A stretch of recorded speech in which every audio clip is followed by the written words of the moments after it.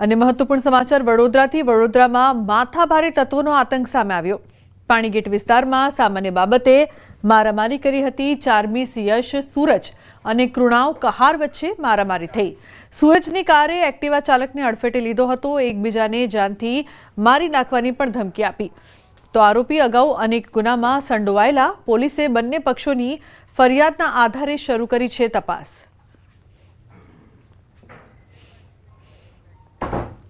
મોરબીમાં લાંચ કેસમાં પોલીસ કોન્સ્ટેબલની ધરપકડ કરવામાં આવી છે। માણિયા મિયાણાના કોન્સ્ટેબલની ધરપકડ થોડા દિવસ પહેલા ગુલામ હૈદર જામની ધરપકડ કરવામાં આવી હતી। પોલીસ વતી 1 લાખની લાંચ લીધી હતી। ફરાર કોન્સ્ટેબલ રાયમલ શિયાળની ધરપકડ કરવામાં આવી છે। તો એસીબીએ ધરપકડ કરીને વધુ તપાસ હાથ ધરી છે। ધારાસભ્ય ચેતર વસાવાની મુશ્કેલીમાં વધારો થયો છે। ચેતર વસાવાએ હજુ પણ જેલમાં રહેવું પડશે। ગુજરાત હાઈકોર્ટમાં જામીન અરજીની સુનાવણીમાં મુદ્દત પડી છે। તો ગુજરાત સરકાર વતી વકીલે સમયની માંગ કરતા સુનાવણી મુલતવી રખાઈ છે। 5 ઓગસ્ટના વધુ સુનાવણી હાથ ધરવામાં આવશે।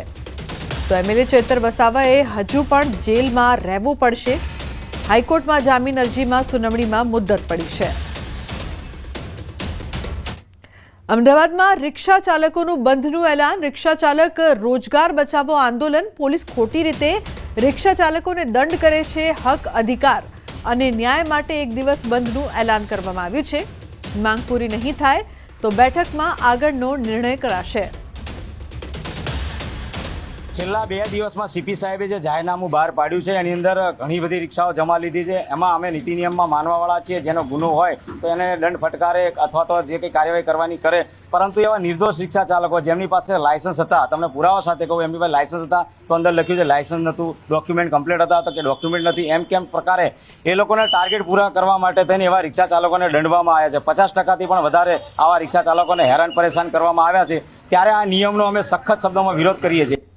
અમારી ડિમાન્ડ પૂરી નહીં થાય તો અમે આગળ જતા અમારી કમિટી અને જે ગુજરાત રાજ્યના જેટલા યુનિયન છે આ બધા ભેગા મળીને એક બેઠક કરીશું અને બેઠકની અંદર જે નિર્ણય આવશે એ અમે મીડિયા સામે અમે બતાવીશું।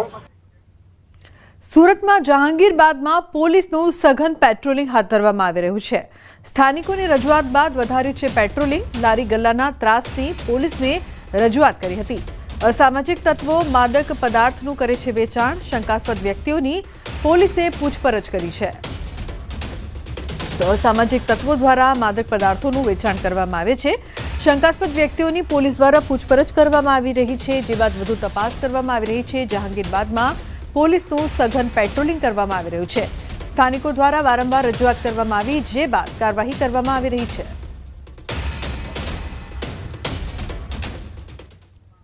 વડોદરા ગંભીરા બ્રિજ દુર્ઘટના મામલે 14 દિવસ બાદ પણ ટેન્કર લટકેલી હાલતમાં છે। આણંદ જિલ્લા કલેક્ટરનું નિવેદન। બ્રિજને નુકસાન થવાથી મુશ્કેલી ઊભી થઈ છે।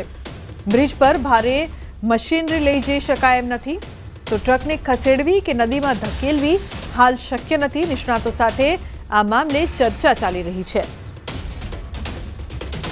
તો બ્રિજ પર ભારે મશીનરી હાલ પૂરતી ત્યાંથી ખેંચવાનું અને અથવા તો નીચે ધકેલવાનું, આ બંને બાબતમાં તાંત્રિક રીતે અત્યારે હેવી મશીનરી ત્યાં યુઝ કરી શકાય તેમ નથી। પરંતુ સરકારશ્રી તરફથી આજે પણ ગઈકાલે પણ આરએનબી મેકેનિકલ તરફથી, road and building department mechanical તરફથી નિષ્ણાંતો સાથે આવીને અત્યારે મોડેલિટીઝ વર્કઆઉટ કરવામાં આવી રહી છે। જેના આધારે આગળ કઈ રીતે કોઈ પણ જીવના જોખમ વગેરે આ કામગીરી કરવાની સૌથી અગત્યની બાબત છે।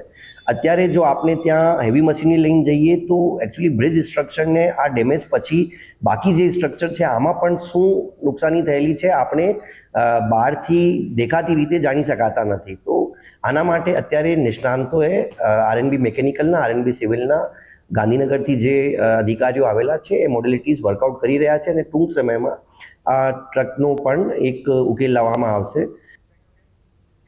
તો આ મામલે થોડા દિવસ ટેન્કર માલિક રમાશંકર પાલનું નિવેદન પણ સામે આવ્યું છે। તેમનો આરોપ હતો કે ટેન્કર બ્રિજ પરથી ઉતારવા માટે આણંદ અને વડોદરામાં ધક્કા ખાઈ રહ્યો છું। મારું ટેન્કર ઉતારી આપવા માટે કોઈ તૈયાર નથી। ટેન્કર પર 40 લાખની લોન લીધી છે। 85,000નો હપ્તો દર મહિને આવે છે। વીમા કંપની કહે છે કે ટેન્કર નદીમાં પડ્યું હોત તો વીમાની રકમ મળી જાત. માલિકે ભારે હૈયે કહ્યું, કાં તો ટેન્કર કાઢી આપો અથવા નદીમાં પાડી આપો. મારો ગાડી જે થયું બ્રેક છે, હું બેંકવાળા પાસે જાઉં તો બેંકવાળા કહે કે તમારી ઈએમઆઈ તો ભરવું પડશે. ઇન્સ્યોરન્સવાળા પાસે જાઉં તો ઇન્સ્યોરન્સવાળા એવું કે જ્યાં સુધી તમારી ગાડી નીચે પડે કે નહીં અને કંઈ થાય નહીં ત્યાં સુધી વીમો નહીં આપું.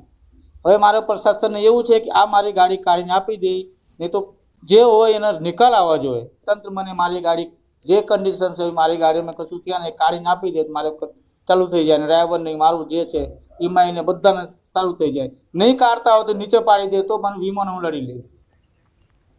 ગંભીરા બ્રિજ દુર્ઘટના બાદ જર્જરિત બ્રિજ ભારે વાહનો માટે બંધ કરાયાનો નિર્ણય કરાયો છે, જેને પગલે નર્મદા જિલ્લાના 6 જેટલા મહત્વના બ્રિજ બંધ કરી દેવાયા છે, જેથી મોટા વાહન ચાલકોનો ચક્રાવો વધી ગયો છે.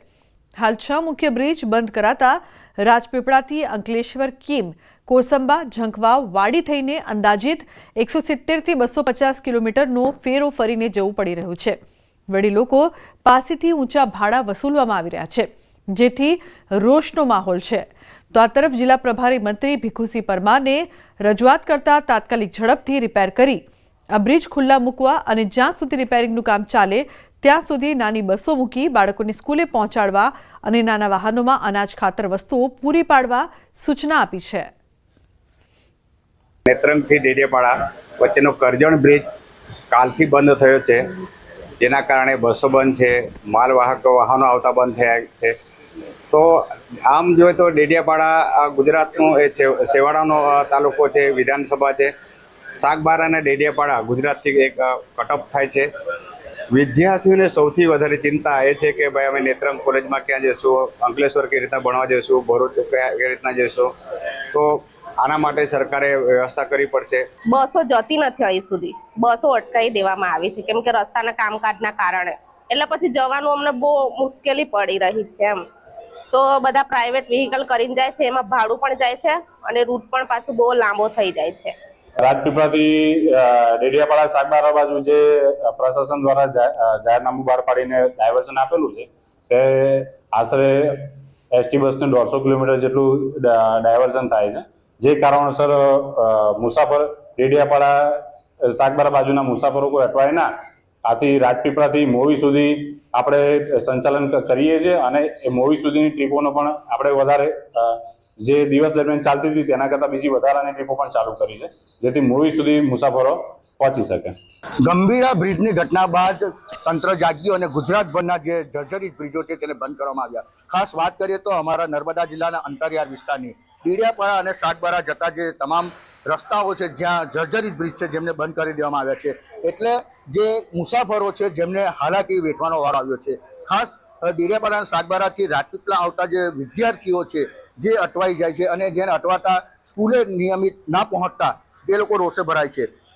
2 દિવસ પહેલા જ આ વિદ્યાર્થીઓએ બસ રોકો આંદોલન પણ શરૂ કર્યું. રાજપીપળા ડેપોમાંથી કોઈ બી બસ જે હતી એને જવા ન હતા દેતા. પરંતુ વાત છે કે જે ડેડિયાપાડા અને સાગબારા જવા માટે હવે અંકલેશ્વર રહીને જવું પડશે, એટલે કે 250 કિલોમીટરનો ફેરાવો કરી અને વિદ્યાર્થીઓ સાગબારા ડેડિયાપાડા પહોંચવાની વાત છે. ત્યારે જે બસો છે જે બંધ કરી દેવામાં, ભારે વાહનો બંધ કરી દેવાના કારણે હાલ વિદ્યાર્થીઓ સમયસર શાળાએ પણ ના આવતા, ગ્રામજનો પણ સમયસર રાજપીપળા શહેર સુધી ના આવતા રોષે ભરાય છે.